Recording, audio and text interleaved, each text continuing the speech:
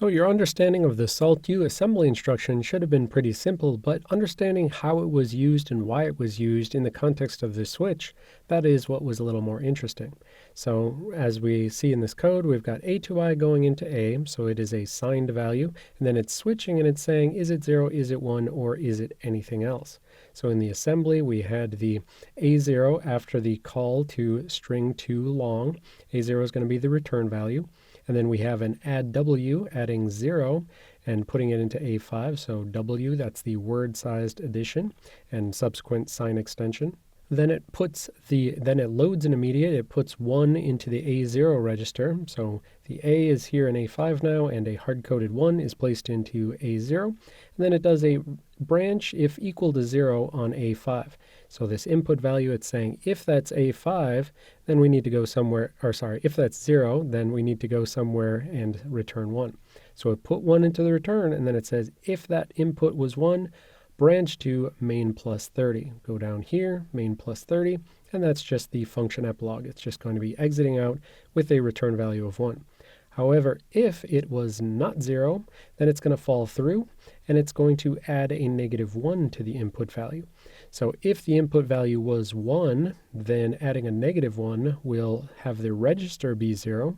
And then if it does a set less than unsigned comparison between 0 and A5, if the input was 1, at this point A5 will be 0, and it's going to do is 0 less than 0. And so that would be setting it it would be setting it to 0. It would be setting A0 to 0 if the input was 1. Otherwise, it would be setting it to 1. So then it goes down here. So it's either going to have a 0 or a 1 in the A0 register at this point. And therefore, when it falls through to the function epilogue, it's either going to be adding 2 to 0 or 2 to 1. And therefore, it's either going to be returning 2 or returning 3.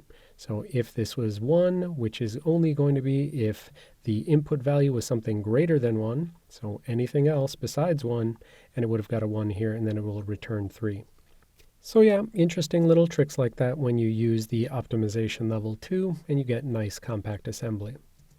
All right, now I said that I want you to say SALT when you are pronouncing these assembly instructions, and that's because the SALT-U and the SALT and the SALT-I-U or SALT-EU and SALT-I, these are, sometimes easy when you're just skimming through assembly. You've got all these other things like shift, right? So shift logical left looks very similar to a SALT, right? But this is not a shift left something with a T.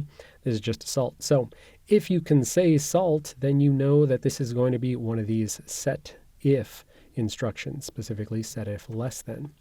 So we've got SALT-U and we've got SNES, and you're going to use the SALT pronunciation in order to keep track of these variants, which are going to be up here about setting less than, and help you differentiate from all of these various shifts when you're just skimming through code. So we're going to say SALT through the rest of the new instruction variants that we're going to learn in the next sections.